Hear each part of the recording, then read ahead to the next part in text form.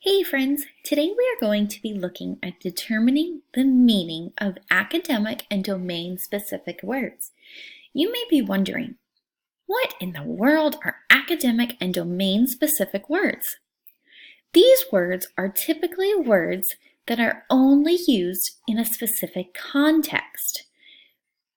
These words are going to be used in a sentence in a specific manner so that these words only apply to this sentence in the way it is formed. We're going to take a look at a couple of examples and I'm going to show you what I mean. The first sentence says, "We went for ice cream blank dinner." Select the correct answer. Did we go for ice cream after dinner? Would we go for ice cream on dinner? Would we go for ice cream with dinner or along dinner? Do you see how one of these words is going to specifically fit this sentence? Pause for a second and talk to your learning guide about which word you think belongs in this sentence. If you said after, you are correct. The only word that really fits the meaning of this sentence is after. We went for ice cream after dinner. That makes the most logical sense, right? Let's take a look at the next sentence. When I stand, my knees are blank my toes. So here we are specifically talking about a direction. So a word that we're going to use has to do with direction. Would your knees be below your toes? Imagine this now in your head. Your knees are below your toes. I'm not thinking so. My knees are above my toes. So above means on top of something. Are they further on top of your legs than your toes? Possibly. Are your knees beside your toes? I don't think so. Are your knees inside your toes? Definitely not. So the specific word here that best fits this sentence is above. When I stand, my knees are above my toes. So domain and academic specific words are words that have to do specifically with the sentence or the paragraph that they are in. All right, let's practice with another one. Blank morning, I brush my hair. Now I want you to discuss this one with your learning guide. Which word specifically fits this sentence the best? Is it tomorrow morning I brush my hair? Under morning I brush my hair? Never morning? Or every morning? If you said every morning I brush my hair, you are on the right track.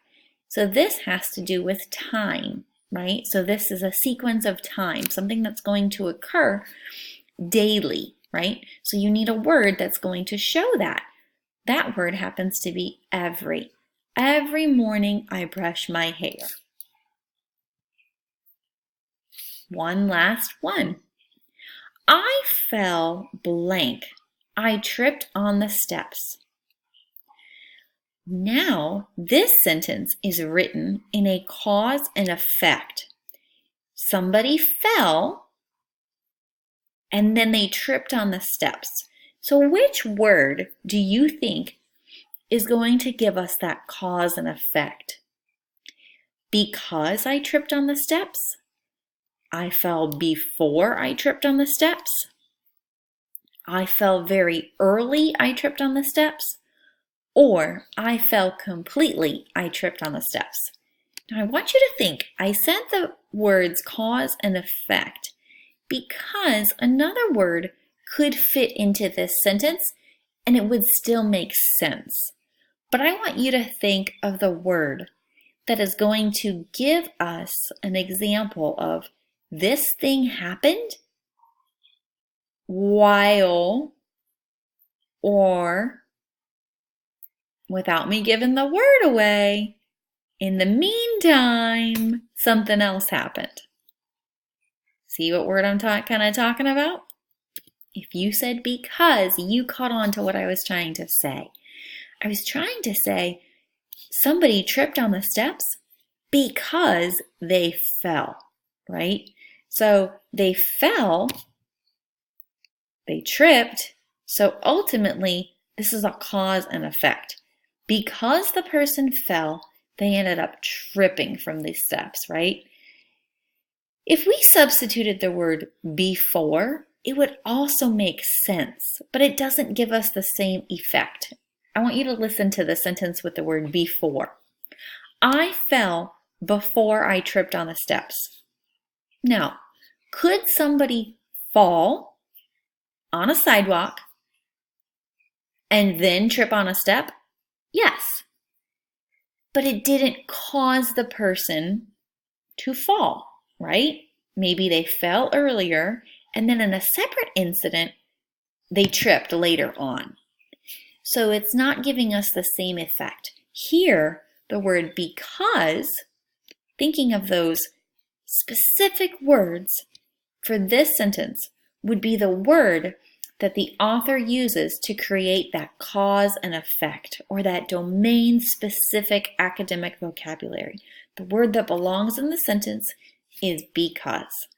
You guys did a great job learning about why some words are put into sentences or paragraphs and the meaning behind why those words are used in context. What I would like you to do is practice with your learning guides today in lesson 5, and good luck.